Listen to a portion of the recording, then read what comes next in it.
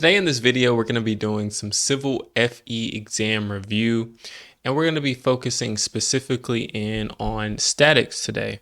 So I'm excited to be sharing this with you all. And so what I'm going to do is minimize my screen and get straight into the content. All right. So before I like to start, I like to jump in the FE handbook, scroll to the bottom, and go to the civil section and go through the topic that we'll specifically be going through today, which is under statics, but we'll be focusing specifically on centroid of area today. So hopefully this information is helpful. In my previous video, I covered frames and trusses. I did method of sections and method of joints. Listen, I have created a study guide for you to help you get organized and determine, which concepts you have mastered and which ones you may need a little bit more help on. This study guide has every single topic: mathematics, ethics, engineering, economics, all the way through. It has a list of the topics that you will be tested on for the exam, where you will be able to write out the study dates that you want to choose to get a grasp of these concepts. You can check it off once you actually understand the concepts. You can check off if you've completed the 5 practice problems. I think that is plenty. And can you complete them in the right amount of time? So got you a checklist. You can write out your general notes, any important formulas, and the date range that you want to be able to complete this full dynamics or whatever topic that it is. So if this is something that you're interested in, head over down below in the description box. Just click the link. It's going to bring you to a PayPal link, and I think it's like $5 or so. Go ahead, download this whole PDF, and you can print it out or fill it out online, and you are good to go, and you'll have all the topics that you need, and you'll be really organized for this test. All right, enough of that. Let me make this smaller because we're going to come back to this FE handbook at some point. But let's start our practice problem. So our practice problem says find the X and Y coordinates of the centroid of the shape shown below. All right, so as you all can see, it's this weird shape with the hole in the middle. And how we like to start every problem is to ask ourselves, can we or do we need to use the FE handbook for this particular problem? And my answer is yes.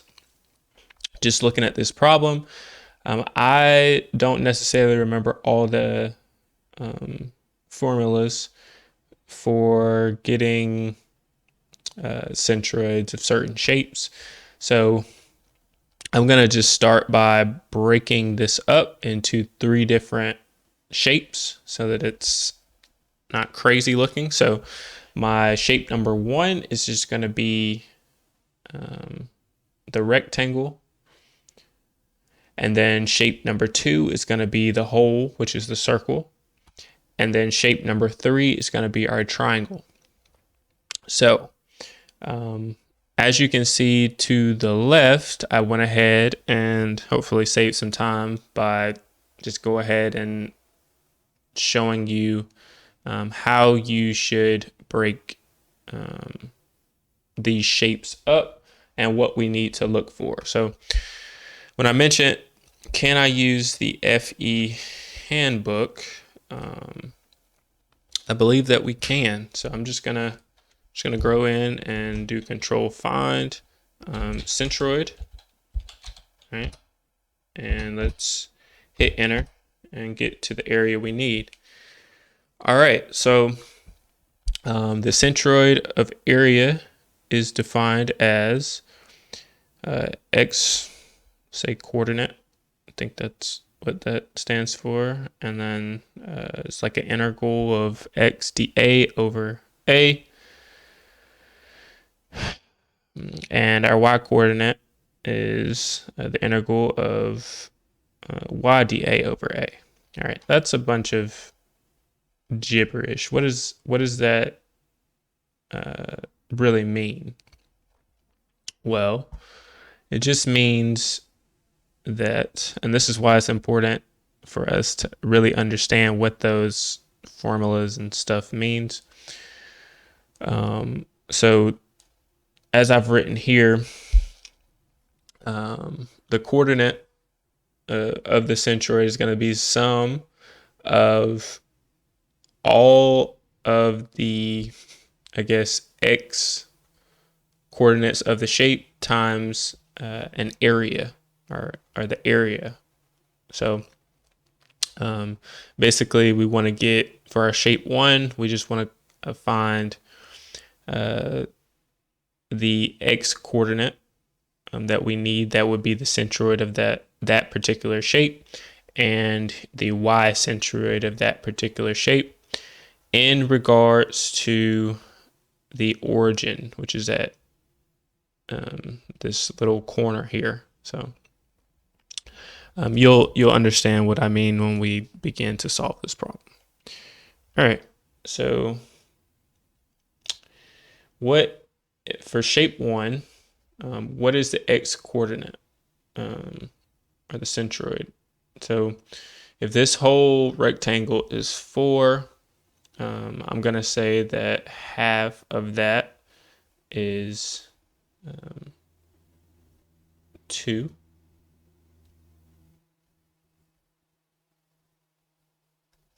For that one. And being that I do remember some of the centroids of certain shapes, I knew that one, but let's just go and keep in mind we are in the static section, but we can use our handbook to find centroids of certain shapes. So for a rectangle here, what is the xc, the x coordinate? Well, it's going to be our base divided by 2. So if you want to, you can go through and write these out if you don't remember, but we just said our base over, or b over 2, and so I did that here. I just said my rectangle is 4, so I divided it by 2. All right, what's my y value for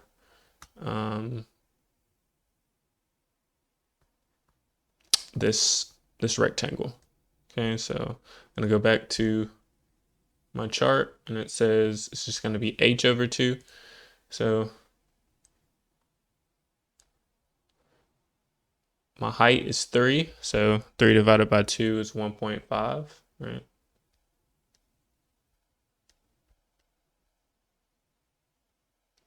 Okay, what's the area of my rectangle? Well, it should be just 3 times 4, which is 12 inches squared. Okay.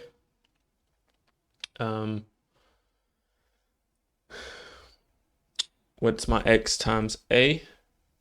I'm getting 24. And I'm also getting, for my y times a, and 12 times 1.5, which is 18.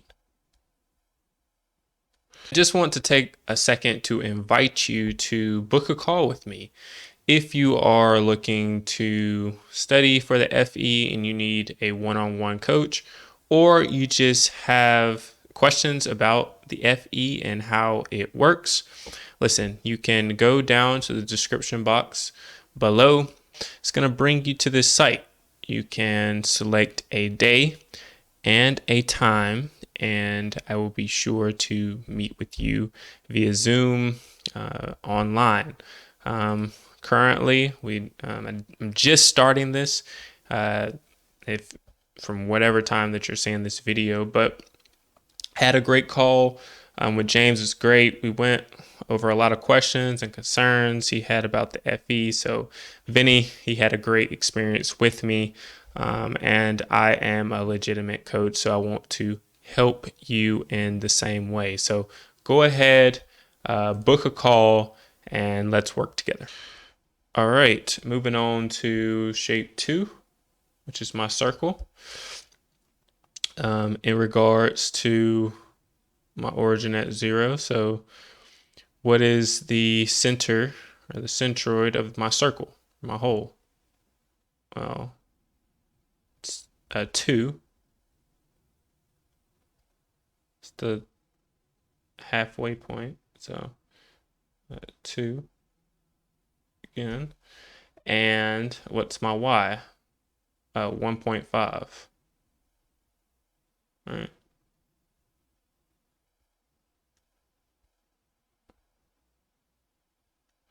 Okay, what's my area? Well, if you don't remember, which my brain is having brain fart, it's pi times a squared. So my a is my radius, so it's a 1 inch, so equals, we'll just say, okay, pi times 1 squared equals,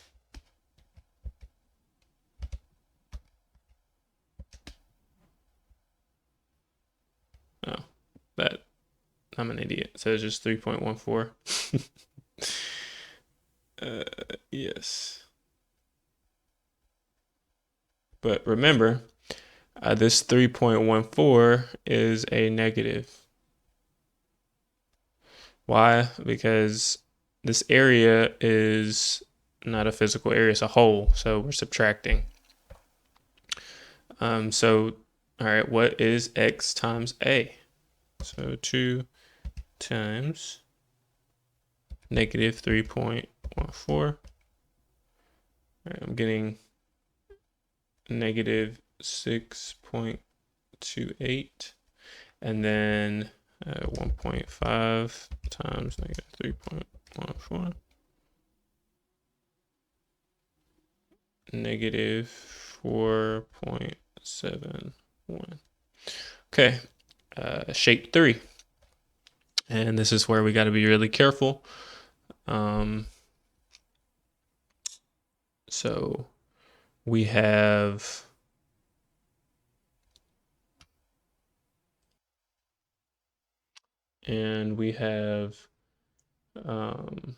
what is the centroid of a triangle? Right.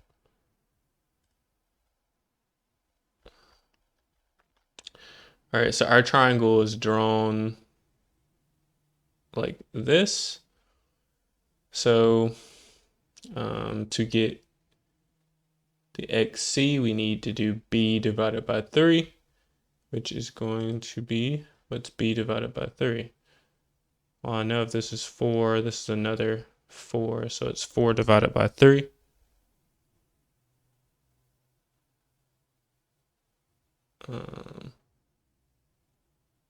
So I'm just going to write this kind of over here. It's 4 divided by 3. But we have to add, all right, we're starting at this point here. Right? But we have to do 4 plus, so we have to add 4 because we're not starting at our origin, right? We're starting, kind of started here, so we got to do 4 plus 4 over 3 to get the centroid of this triangle from this origin point, which is just going to be 5.33.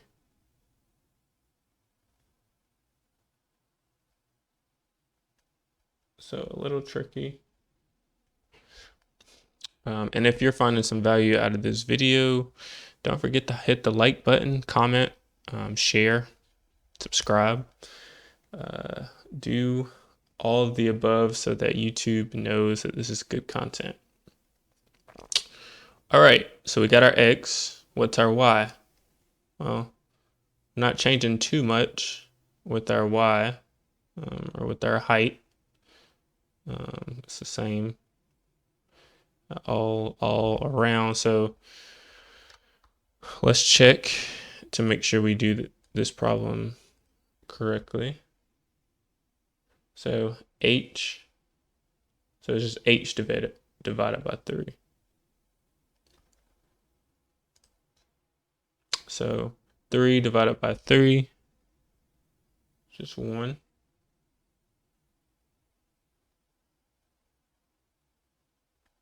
Okay, and then what's A? So we know that the area of a triangle is our base times height divided by 3. Or is it divided by 2? Now I'm tripping for real. Let's check it out to make sure. Yep, triangle is base times height divided by 2, not 3. So this is why we use our FE handbook to help us. So if we forget something, we know where we should be pulling our numbers from. All right, so my base is 4.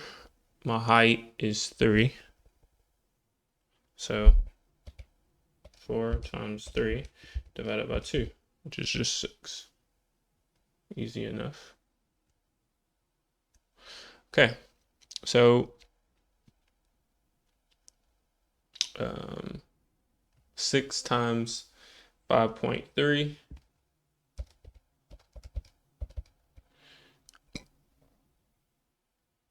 Today I'm staying near 32. I'm just going to say 32. And then 1 times 6 is just 6. Okay, and now we're going to finally get the coordinates. So we just take x bar is equal to the sum of x times a. So we need to take the sum of all these numbers. So just add up 24 minus 6.28 plus 32, and that'll give us that portion of the problem. So 24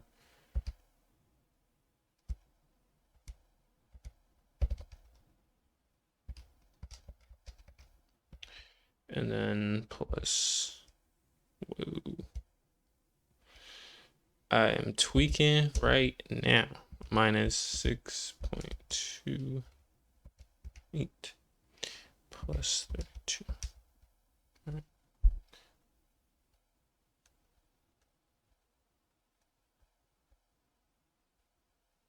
Okay. And then what's the sum of the areas?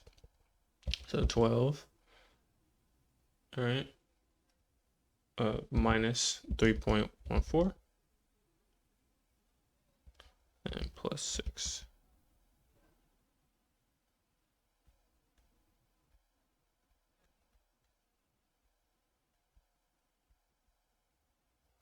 Okay, and what does that equal?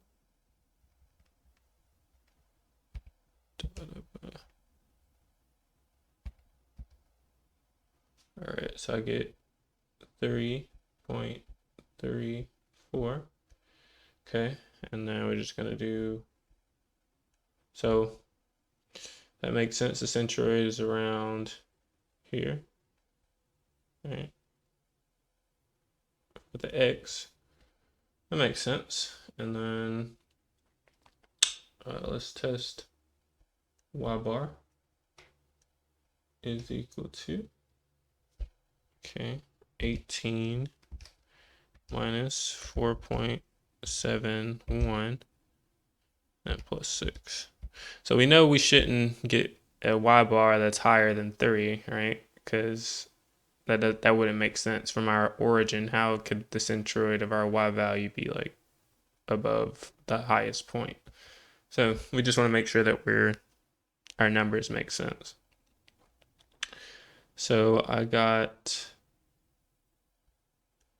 19.29 over 14.86. Okay. This divided by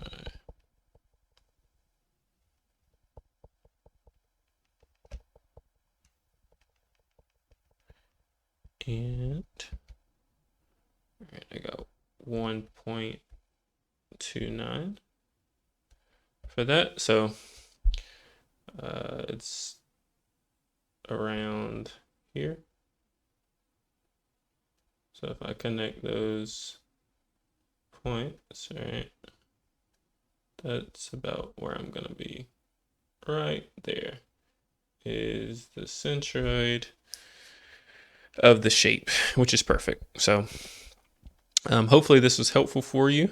In the next video, we're going to be going through, let me just pull it up.